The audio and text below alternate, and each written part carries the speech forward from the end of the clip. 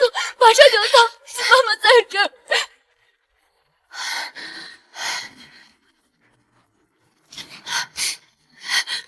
医生，求求你，救救我儿子！他过敏已经几天都没退了，晚上根本睡不着。还有其他症状吗？比如发烧、呕吐之类的？他不能接触除了我以外的女人，否则就会立马过敏。上次幼儿园老师只是碰了他一下，他就当场起了很多红疹，还一直大喘气。什么？这不是陆氏家族独有的过敏症吗？症状一模一样，连发作反应都分毫不差。难道这孩子是陆家的孩子？而这个女人，她不就是陆慈州长了6年的女人吗？医生，你怎么了？是不是昭昭的病情太严重了？来，我先做个检查，你别太担心。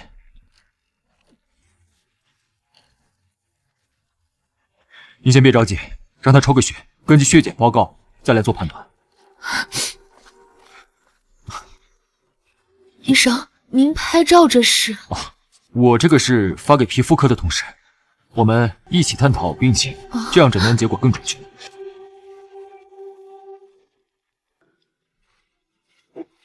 陆少爷，你该不会有个私生子流落在外吧？这孩子的过敏症和你一模一样。我先接个电话。人在哪儿？先别着急，有可能是巧合呢。孩子的母亲是不是带着助听器？你怎么知道？是他，真的是他。回答我，他不会真的是你孩子吧？昭昭，没事的啊，就一点点。等你抽完血，妈妈给你买一个赛车，好不好？宋清野，宋清野，这些年你吃我的喝我的，让你陪个客户怎么了啊？你装什么清高？姑姑，这些年都是我自己赚钱，房租和伙食费我已经交给你了，求求你，我不能失去这份工作，只有这个酒店肯要我，我不能走。像你这种人能找什么工作？你永远不能和平常人一样，你就应该听我的安排。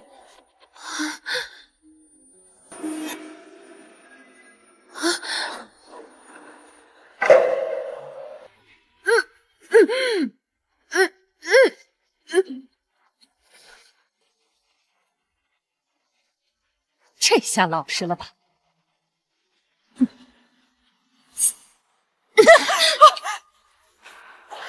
你这个死丫头，看我抓到你怎么收拾你！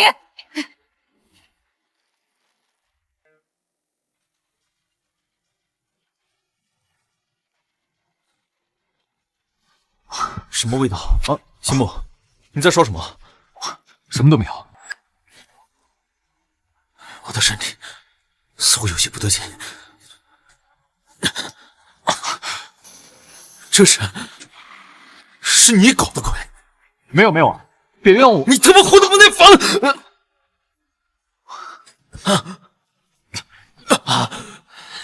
起作用了。秦牧，我把你当兄弟，却想对我做这种事，无耻！你想什么呢？是你爷爷想要抱孙子，你的女人马上就要到了啊！这是过敏药，一次2粒，如果行房时间过长，可以多吃几粒。滚！好，我滚，我最擅长滚了，你好好享受啊！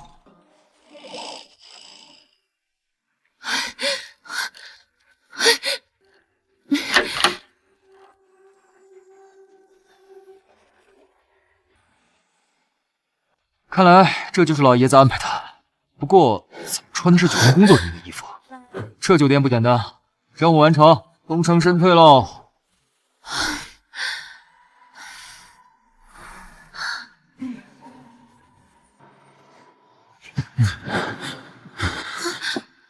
先生，您看起来很不舒服，请问需要叫医生吗？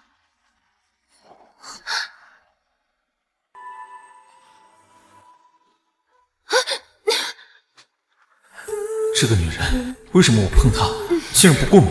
您安排的人难道都是筛选过的？您就是什么名字？先生，你搞错了，我就是个服务员。不对，不仅是不过敏，靠近他，药效好像更严重了。先生，我就是进来躲人的，我现在立马就离开，请你放开我。好热，怎么回事？浑身都没力气了，你的身体有些不对劲。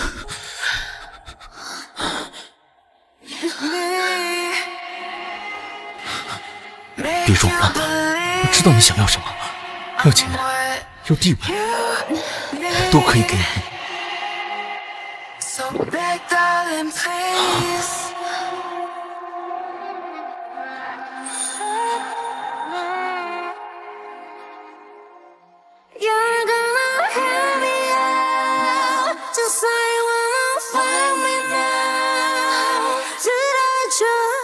You just tear me out.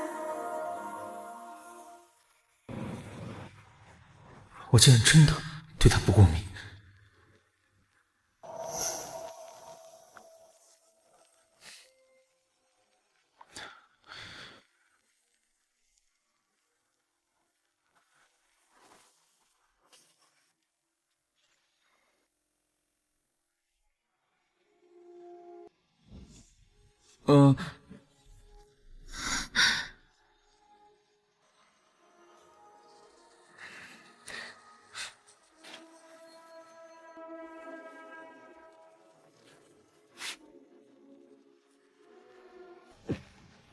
这些钱就当昨晚对你的补偿。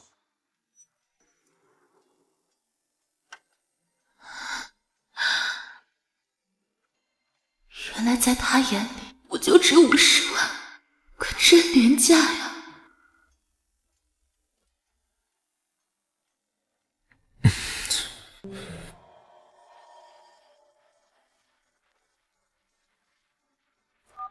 给我查，昨天晚上那个女人到底是谁？啊？她带着助听器，肯定不是爷爷找的人。去查。不是，陆思周，你认真的？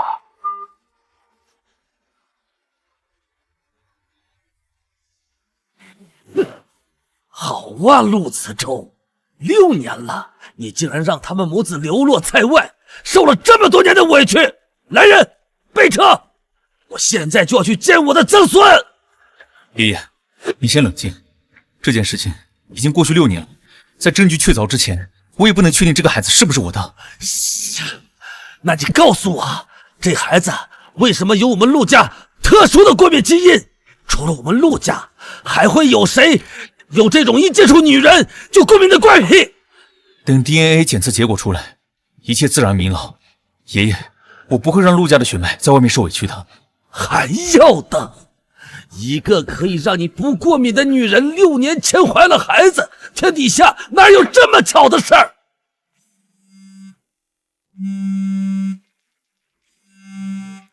陆思周 ，DNA 检测结果你自己看吧。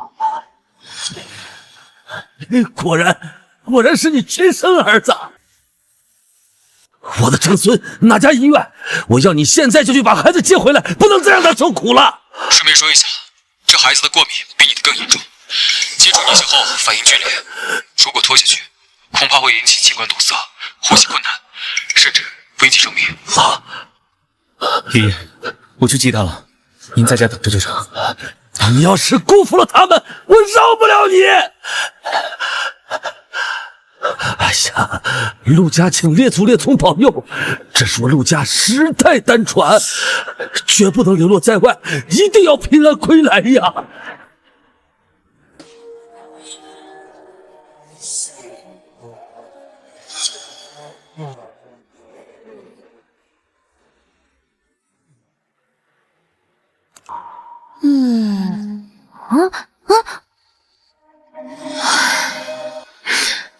周周，周周，周周，你在哪儿？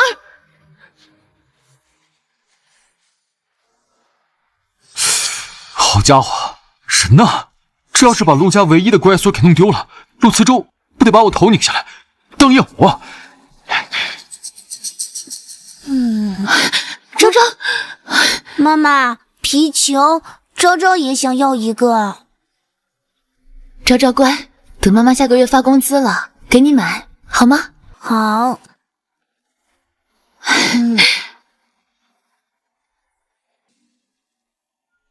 混账东西，你就贷款给女主播打赏50万啊！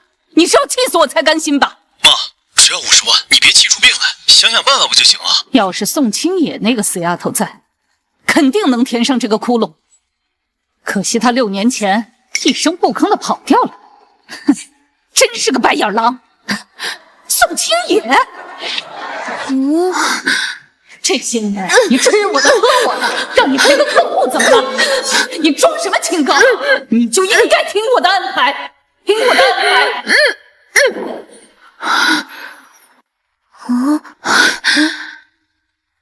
站住！宋清野，你跑不掉的。好久不见，我的好侄女，没想到在这种地方遇见你，还有你这个小野种。你以为你逃跑了就能和我断绝关系？告诉你，你欠我们家的债多着呢。今天先给我拿出50万，否则你和这个小野种就别想走开。我没有那么多钱。你们把孩子养这么大，怎么会没有钱？6年前的那个姘头跟你开了房之后，随手给你了50万。你说没有钱，哼，哭什么穷的？我们早就没有关系了。再说了，当年你们不是把那50万拿走给表哥提车了吗？现在凭什么再来找我要？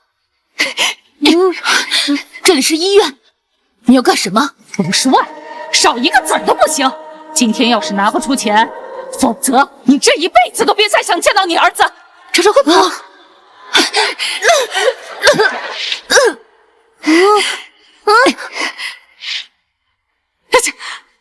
你这个小野种，该不会是得了皮肤病吧？真晦气！妈妈，我找人去救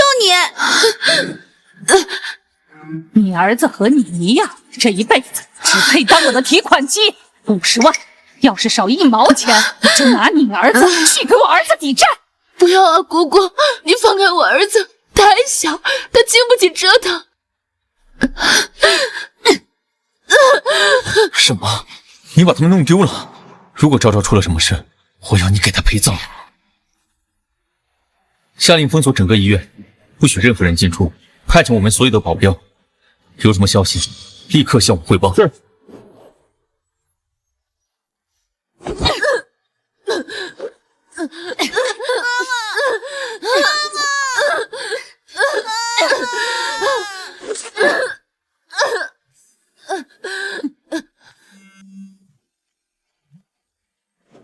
妈，听说医院所有出口都被封了，您现在恐怕出不来啊！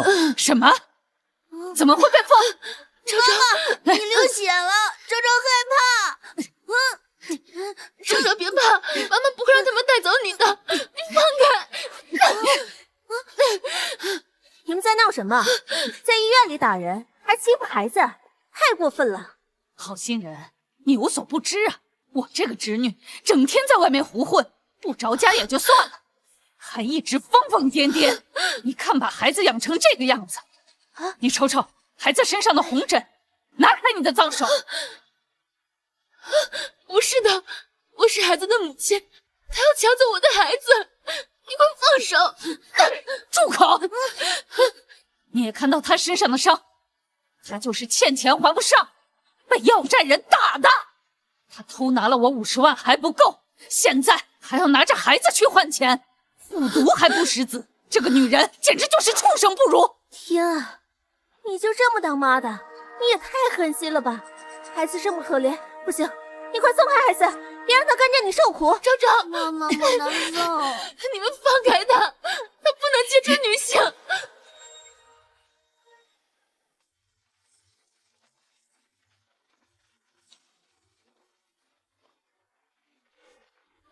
姑姑，我求求你了，昭昭病情突然加重，你让他看看医生好不好？这孩子嘴唇都紫了，情况不对劲，这还是看医生比较好，免得耽误最佳治疗时间。你懂什么？这种欠钱的烂人为了钱，什么事情都做得出来。万一他趁医生不注意把孩子拖走了怎么办？不行，这孩子过敏导致喉头水肿以及2度，呼吸道受阻，再拖下去会窒息的，必须立马抢救。什么喉头水肿？我看就是普通的荨麻疹，你肯定是误诊了。你是想骗我钱是不是？不是，不是的，昭昭不能接触除了我以外的异性，否则就会全身过敏。他现在这样，都是因为你们碰了他。求求你，救救他！怎么会有这么奇怪的病？都说了，他欠一屁股债，还谎话连篇。你再这样拦着，信不信我投诉你，让你现在就卷铺盖走人？难道是我真的误诊了？救救他吧！你不能走。想要救你儿子，就拿出钱来。要是拿不出钱，你就眼睁睁地看着你儿子死在你面前。昭昭，昭昭，昭昭，真吵，哭哭啼啼的，真晦气！住手！真晦气！住手！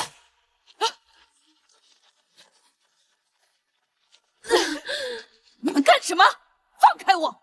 光天化日之下，竟敢动手打人，还有命枉法了！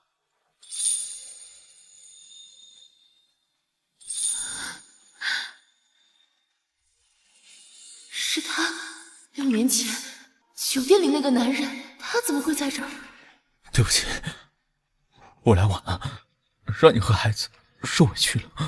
孩子，求求你救救我的孩子！昭昭他快不行了，求你了，求你了！你就是宋清野6年前的那个姘头吧？怎么，消失了6年，这孩子你没有管过1天，现在出来当好人了？你说带走就带走，休想！一个不负责任的爹，还有一个虐待孩子的妈，我的昭昭太可怜了。今天我作为昭昭的姑奶奶，我必须把孩子给带走，免得孩子死在你们这种畜生的手里。不是这样的，他们这些年一直逼着我要钱，这次还逼我拿出50万，我拿不出来，他们就要抢走昭昭。你给我闭嘴！宋清野，不要以为今天有这个野男人给你撑腰，你就忘记了挨打的滋味。信不信我找人弄死你？给我废了他，让他知道什么话该说，什么话不该说。昭昭，昭昭，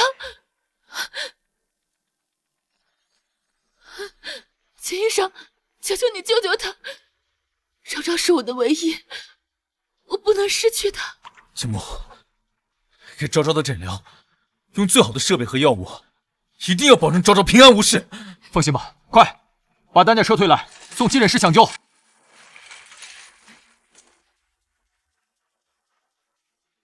想走没门儿！拿不出50万，你们谁也别想走！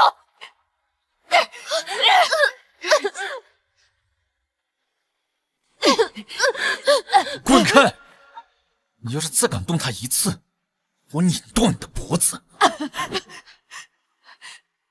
宋清野，我拿不到钱，我就盯着你儿子，让你日日夜夜都不得安宁，睡觉也得睁着一只眼睛。我躲了你6年，这6年每一天我都不得安生。如果这次昭昭有什么3长2短，我会跟你同归于尽。对不起，原来这6年你和昭昭都是这么过来的，是我来晚了，处理掉，别让他再出现在我面前。别打了，别打了，宋清野，我是不会放过你的。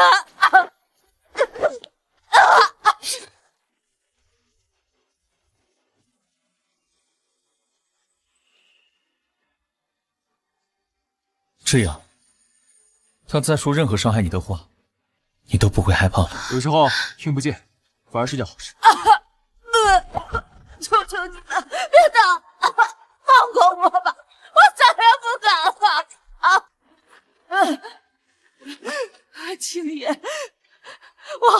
是你姑姑啊！看在我是你长辈的份上，你让他们住手吧！以后我再也不敢找你麻烦了。别看了，这种人不值得你浪费时间。我们去看昭昭要紧，他还在等你。昭，青野，青野，你醒醒！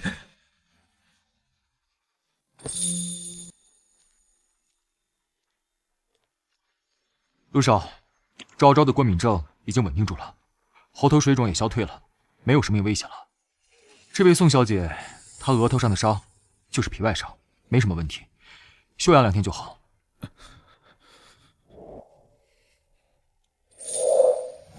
不过，护士在给她换病号服的时候，发现她的身上有很多新旧交错的伤痕，背上、胳膊上都有，疑似长期受虐所致。陆少，她以前的日子比你想象的还要苦。什么？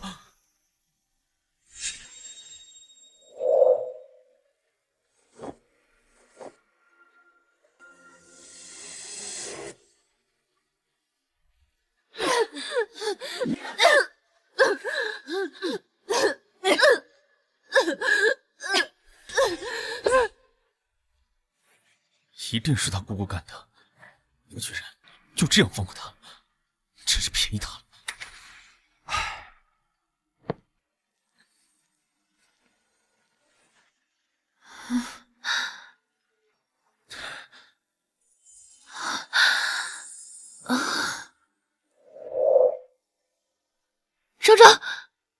昭昭怎么样了？我要去找她。哎，秦野，昭昭已经脱离危险了，你放心，我们陆家跟秦家是世交，还有齐木的医术，你也不用担心，他不会让昭昭有事的。你呀，安心躺着休息，别乱动啊。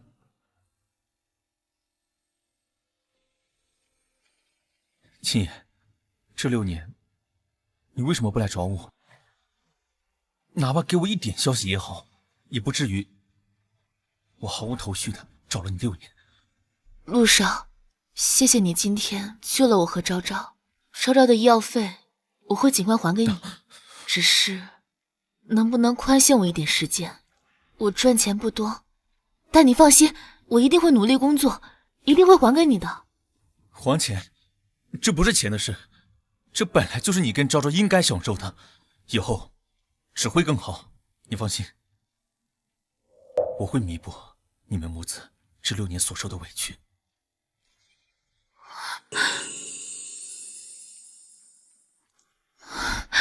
陆少，我们还是算清楚一点吧，我不想欠别人什么，更何况我们之间本就只是一场意外。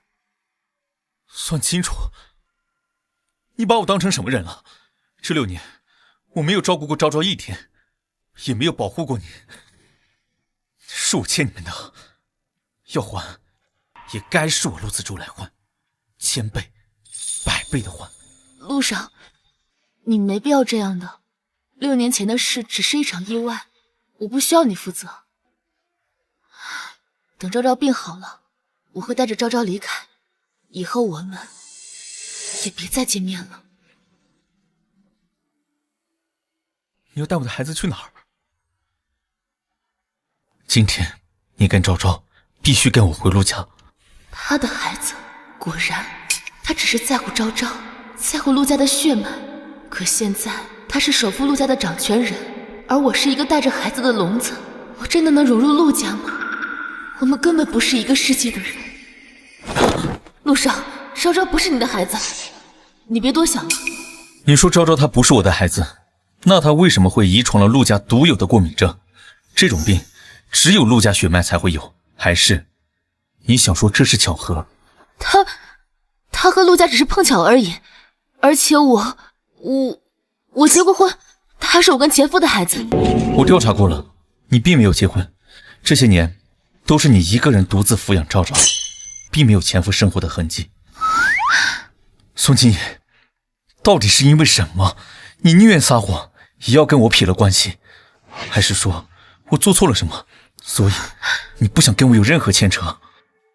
我和普通人不一样，我耳朵不好，是个聋子，需要戴助听器才能听见声音。你是高高在上的陆家少爷，你就不嫌弃我是个残疾人？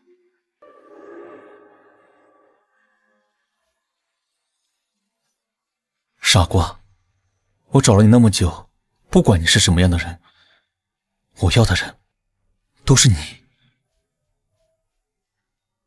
跟我回家，我会照顾你跟昭昭，好吗？妈妈，昭昭，妈妈在这儿，你怎么了？妈妈，这个男人是谁呀？昭昭，我是爸爸。爸爸是动画片里很爱妈妈的爸爸吗？是很爱昭昭还有妈妈的爸爸。昭昭，我们去新家好不好？新家里面什么玩具都有。真的？妈妈，我们可以跟爸爸去新家吗？宋金言，你不能这么自私。昭昭从小就没有爸爸，她渴望父爱，陆家能给昭昭最好的生活和保护，这是你给不了的。为了昭昭，你应该勇敢一点。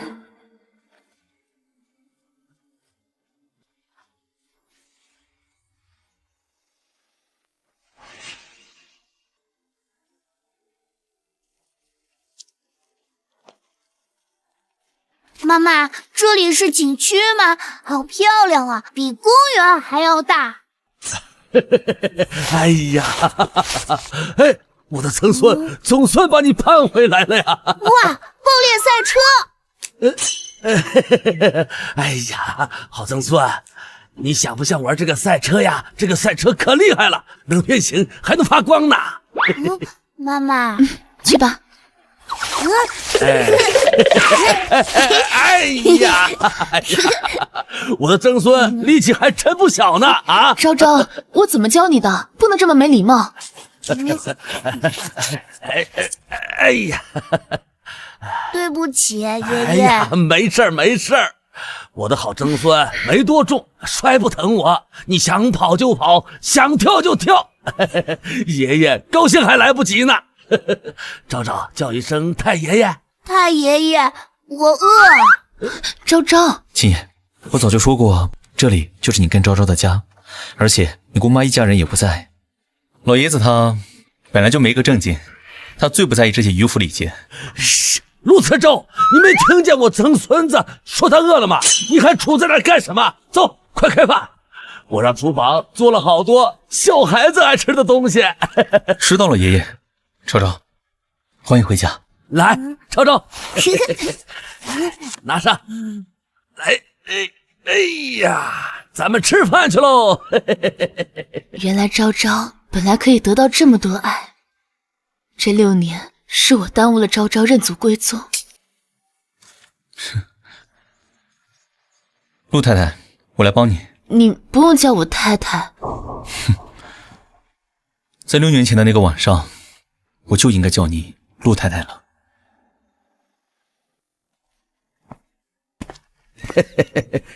臭小子，要把握住机会！现在民政局有上门服，赶紧把证领了，别委屈了人家。爷爷，你急什么？想什么呢？我和陆慈州只是一场意外，他对我也不过是一时新鲜，就算是领证，也轮不到我这个残疾啊。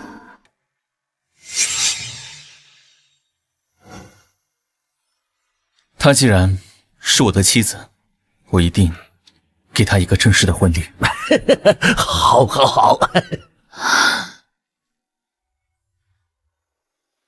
我的好重孙，你要多吃点儿，你太瘦了。来，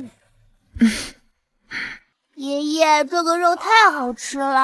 哎呀，好吃你就多吃点儿，以后想吃什么就跟太爷爷说，太爷爷给你做最好的。吃。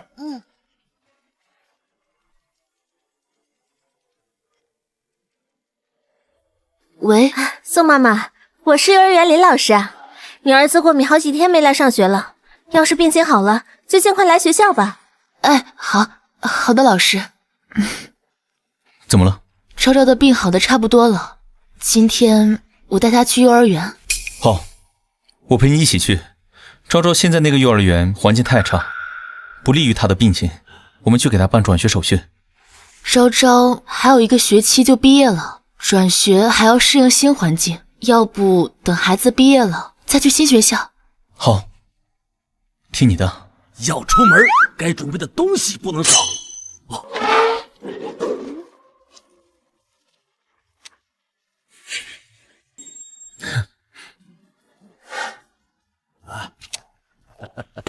看看喜欢什么，不够我再拿。爷爷，他们才刚来我家，别吓唬他。对，是我的疏忽，先收着，先收着。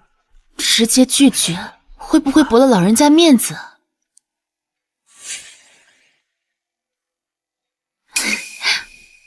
我拿这个好了。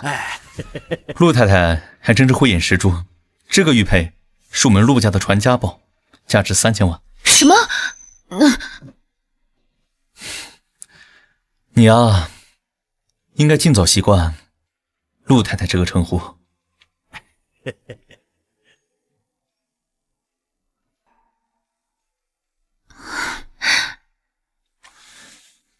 爷爷啊，我们带昭昭上学去了。好。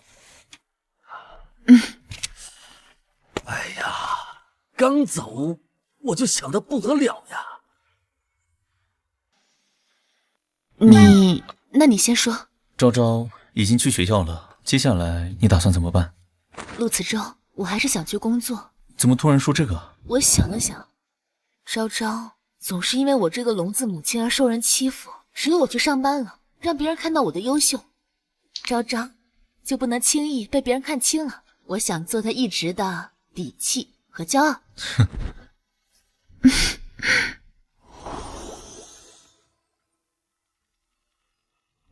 你和昭昭都是我们陆家的珍宝，你的耳朵听不到，不是你的问题，是那些人刻薄肤浅，你不需要向任何人证明什么。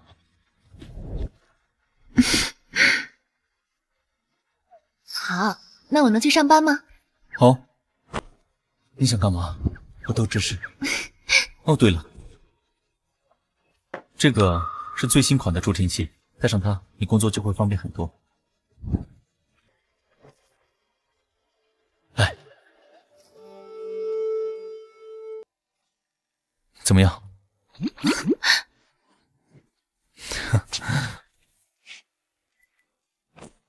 安排下去，无论夫人入职哪家公司，都把公司收购下来，不要让他知道。既然现在昭昭已经找到了，但是青爷想要做我陆家的孙媳妇儿，还是要通过陆家的考验的。老爷子，您这次来找我是有什么计划吗？秦医生，你就按我说的做。你这样，宋小姐，我是陆家的委托律师，秦牧。什么？您不是医生吗？什么？您不是医生吗？这个是我的业余兼职，我考了律师资格证。您继续说，我在听。根据陆家的意思，是觉得宋小姐您如果跟陆家少爷没有任何感情基础，我建议你放弃昭昭的抚养权。放弃昭昭的抚养权？你们要抢走我儿子？宋小姐，您别误会，您是昭昭的生母，您当然可以在陆家允许的情况下定期回来探望。秦医生，你知道昭昭有多依赖我吗？她是我身上叼的一块肉。这个我当然知道了，但这是陆爷爷的意思。可他才6岁，他不能没有妈妈。宋小姐，容我提醒你一句，以您目前的经济状况、听力障碍，你甚至连一份稳定的工作都没有。而陆家拥有顶尖的医疗资源、贵族教育，甚至有望根治昭昭的过敏症。我理解你的不舍，但是做人不要太自私了。是陆子舟让你来的吗？宋小姐，我们这边可以给你一笔补偿金，500万。我不会卖儿子的，我要见陆子舟。宋小姐，我是陆家的委托律师，您这边有什么条件尽管提，陆家都可以满足。为什么？为什么你们突然要抢走我的儿子？明明昨天还好好的。宋小姐，你别哭，这恶人做起来是真的不好受啊。曾以为是老天眷顾，才能让我遇到陆家这么好的人，原来是我梦醒。好，你们要昭昭可以，但我要你们全部家产来换。好，你们要招招可以，但我要你们全部家产来换。本就是陆老爷子让我来考验宋小姐的，这算考验失败了吗？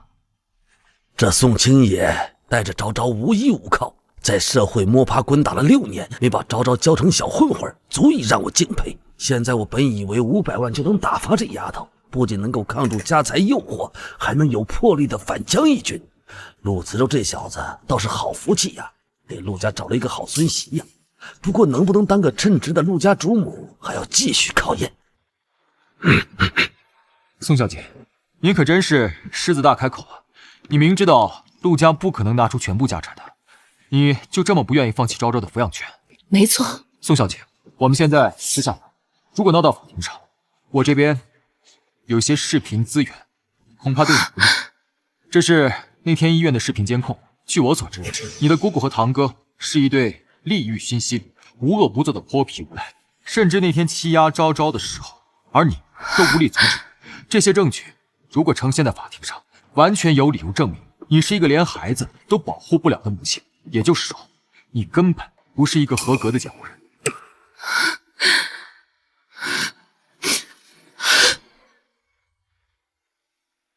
秦医生，你知道不是这样的，是他们拿昭昭逼我出钱，才伤害昭昭的。没错，我知道。当我拿出这些视频证据的时候，只是在告诉你一件事：陆家的法务团队有100种理由让法庭认为你不具备监护人的资格，而且1分钱也拿不到，你不得不放弃昭昭的抚养权。考虑一下吧，我的委托人只给你3天时间，是要500万，还是1分钱拿不到？对了，我的委托人是陆爷爷，你不要私下联络他，有问题联系我就行，也不要让陆慈州知道。青爷，对不起了。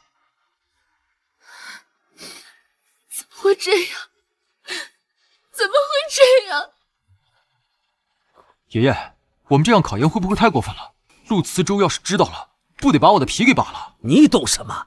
我陆家能做到江城首富，靠的可不是他这种软弱和无能，我是在逼他成长。他总不能一直等着陆慈州去拯救他和昭昭吧？他要想坐上陆家主母的位置，就必须独当一面，要成为全江城都不可欺的存在，要站得住，立得稳。可他们要真是因为这个分手，我就真的成了罪人了。夫妻都是需要磨合的，青野这孩子有苦总是埋在心里，而陆慈州打小就锦衣玉食，那是要风得风，要雨得雨。他从来也不会站在别人的位置去考虑，不吵架才怪。不行，我反悔了，我不能让他们这样误会下去。你站住！这次考验不仅仅是考验青野，同时也是考验陆慈州。这件事儿，你要是敢给我搅黄了，我就让你爸妈给你安排100次相亲。爷爷，你不能这样，爷爷。秦医生，你进来吧。秦医生，你们会给昭昭最好的医疗、教育资源，对吗？是的。陆家能给昭昭最好的一切，是吗？是。好，我放弃昭昭的抚养权。不用急的，你还有3天考虑时间。预计3天后，在法庭上被抢走孩子的抚养权，不如现在主动放手。我相信陆家不会亏待孩子的。玩脱了。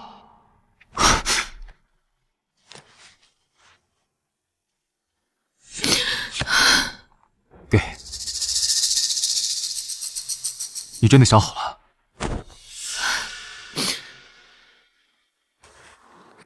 昭昭，别恨妈妈。500万补偿金，我不要。但我只有一个条件。你说。再让我留陆家3天，我需要把昭昭的生活习惯全部交代给佣人。这哪是放弃抚养权的人该说的话？这分明是一个母亲在用自己的方式拼尽全力保护孩子。好，我会转达给爷爷的。秦牧，你怎么在这儿？我秦医生只是回访一下昭昭的病情。对，我这就走。怎么了？你怎么哭了？是不是你的同事欺负你了？你跟我说，我立刻开除他们。爷爷要昭昭抚养权的事，我不能告诉他。不要，他们不能被开除，该离开的人是我。青野，该不会是我收购了你入职的公司，所以你生气了？收购公司，我也是想在我能看到的地方照顾好你。陆子舟是一个好父亲，他会照顾好昭昭的。我离开，才是对昭昭真的好。陆子舟，我想要的是一份属于我自己的工作，有自己的朋友、同事，不是你养的金丝雀。我没有把你当金丝雀，青野，你今天怎么了？陆子舟，你真的知道怎么尊重我吗？今天不要心软，既然选择放弃抚养权，就不要再给陆子舟失望的眼神。青野，我不知道收购公司的这件事会让你生气，要不你就离职吧，以后你就在家里照顾昭昭，当个全职太太。陆子舟，那么高高在上的一个人，竟然一直迁就着我。陆子舟，你不要这样，我想先休息了。到底是因为什么？青野为什么会这么伤心？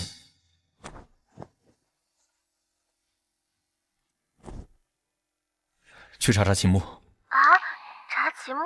陆少，您觉得秦医生挖你墙角？不会吧？你们秦家和陆家可是世交，这要是查起来是兄弟抢同一个女人，那可太精彩了。别废话，查。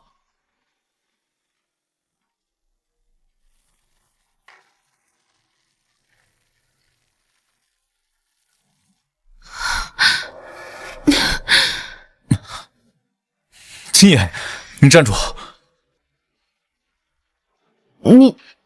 你有事吗？昨天的事儿，你还在生气吗？我没有生气。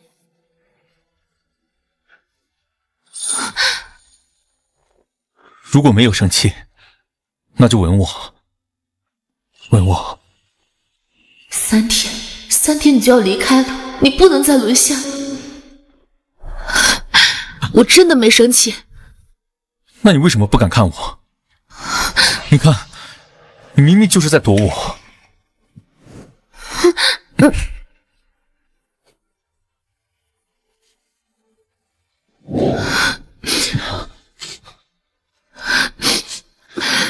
对不起，青野，我不该强迫你。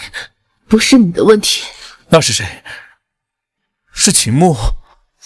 秦牧昨天到底跟你说了什么？不是他，你别乱猜。那你告诉我，到底为什么？陆子舟，你知道吗？你太刺眼了，你的学历、样貌、家世，每一样都让我无地自容，让我无地自容。我只会被嘲笑是一个不健全的聋子，我们之间隔着太遥远的距离，所以什么？所以我们彼此之间需要保持距离，所以还是少见面吧。你以为我会信吗？看着我的眼睛，一定还有什么事瞒着我，对不对？陆子舟，我就是这样想的。你撒谎！对不起，我们不合适。一定是秦牧。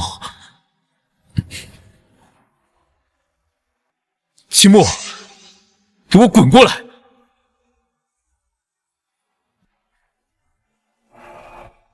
喂，陆爷爷，陆子舟已经怀疑到我头上了，该怎么办啊？快想想办法！不急，这场戏还没有结束，你就让他继续这么误会下去。喂，陆爷爷，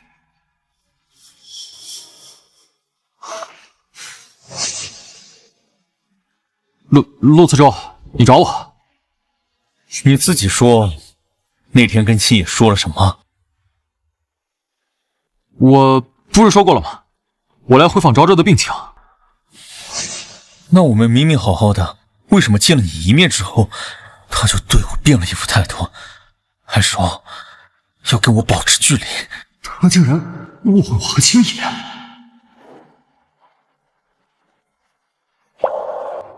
子舟，你可千万……你想干什么？我们两家可是世交啊，抬头不见低头见的，你可别动粗啊！那他为什么没有对你怯懦？子舟，你脾气可真大。如果让我知道你对我的人有非分之想，我让你后悔接近我的人。陆慈舟，你一向高高在上惯了，每天见你的人，要么就是捧着你、哄着你，怎么碰到宋青野这种对你爱答不理的，你就破防了？你再给我说一遍！我猜青野不只说了保持距离吧，他还把你甩了。闭嘴！你也配唤他青野？陆大少，他为什么对你怯懦？因为你每次的靠近都像是高高在上的施舍，你对他哪有什么情侣之间的平等？别误会，我和他清清白白。你知道，青野从小吃了那么多苦，又有听力障碍，你又是生在云端上的人，他对你感觉到怯懦，这很正常。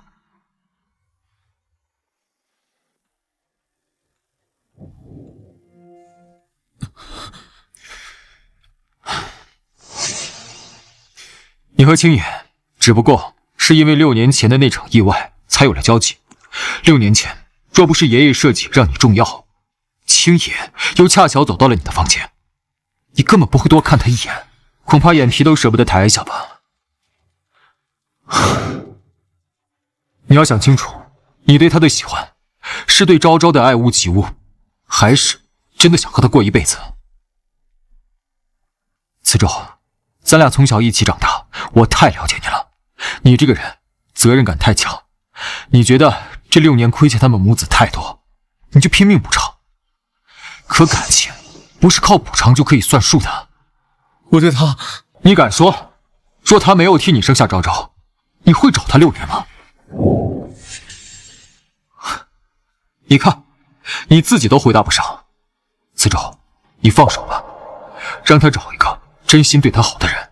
你凭什么说我对他不是真心的呢？那你告诉我，你喜欢他什么？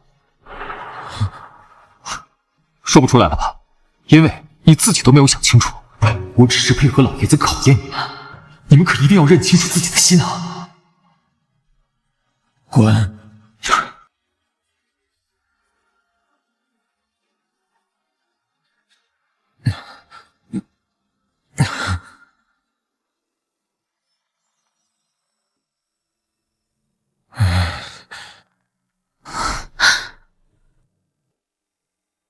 陆慈舟，怎么喝了这么多的酒？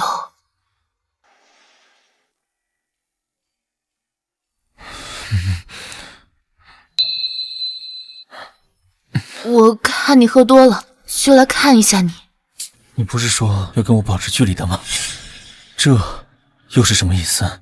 你是昭昭的爸爸，我不想昭昭的爸爸因为喝酒出现什么问题。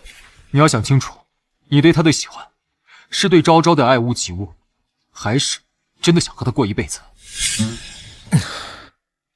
青野，你走吧。你让我走？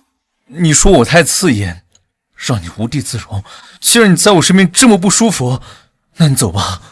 这些话都是为了摆脱陆子舟才说，可我心里为什么这么难过？慈舟，我说这些话不是为了伤害你，我们之间没有感情基础，这些话趁现在说明白，对我们都好。不用再说了，走。还没有到第3天，算了，多1天又能如何？我确实该走。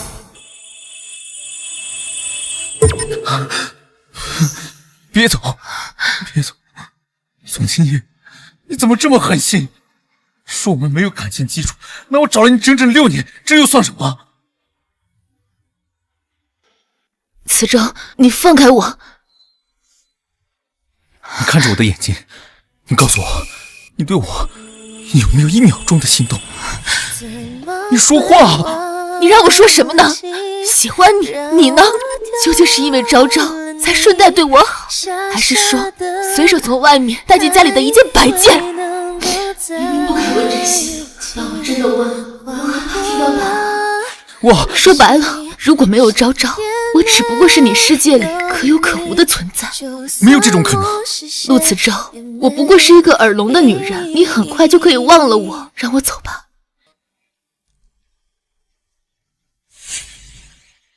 我喜欢你。我喜欢你。我陆慈州有多少选择，外面有多少女人，为什么非要在你身上浪费这么多时间？当然不只是因为昭昭，是我心甘情愿，是我想照顾你。你说的是真的？这6年，我总是情不自禁地想起那段画面。你出现在我面前，第一反应不是逃跑，而是问我需不需要叫医生。我终于懂了，我想要的不只是昭昭，更是因为我喜欢你。青野，我现在认清自己的心，我喜欢你，是因为你是你，是那个明明自己都害怕的要命，却还拼命护着昭昭的你，是那个被姑姑欺负却依然坚韧的你，是那个可以做陆太太享福却还要给昭昭做榜样出去工作的你。这样的你，我怎么可能是一时兴起？既然心疼为何说谎话，会让我那么虚假，交错的时间一念之差，对抗有其实的代价。恭喜你们通过了陆爷爷的考验。什么考验？不容易呀，不容易呀！爷爷，你们这是搞什么？其实啊，陆爷爷早就看出来你们是在意彼此的。青野，之前我带着伪造的放弃抚养权协议书，刻意强调你必须放弃抚养权，离开陆家，才给他最好的治疗。这些都是逼你做出反抗，考验你的魄力，也是在逼陆慈州正视自己的感情。这场考验我很满意。爷爷，谢谢，我们认清了对彼此的心，从今以后彼此都不会分开了。好啊，好孩子。我还是想回去上班，这次你可不能拦我了。当然，我会支持你的。只不过呢，我还有一个愿望没有完成。什么愿望？那就是每天早上起床的时候有你在旁边。这个愿望我也有。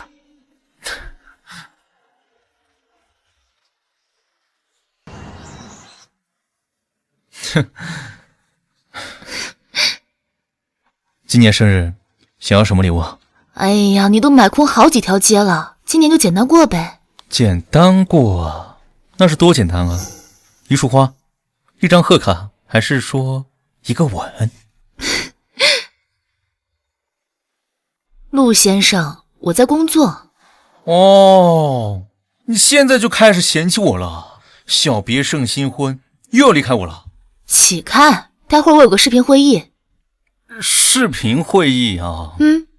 男的女的？他知不知道你已婚已育啊？知道你有老公吗？你再闹，我真的走了啊！我吃醋了。让张特给你包盘饺子。上周我就跟一个司机多说2句话，你就把他调到偏远地区，至于吗？那等会儿开视频会议的时候，你就做自我介绍，就说你是陆慈州的妻子。不，那不让你开了。别闹，这是年度报告会议，很重要的。爸爸妈妈，你们在干什么？昭昭，爸爸要玩妈妈的电脑，你快帮我拦住妈妈，除非你按我说的做。好，我答应你们，行了吧？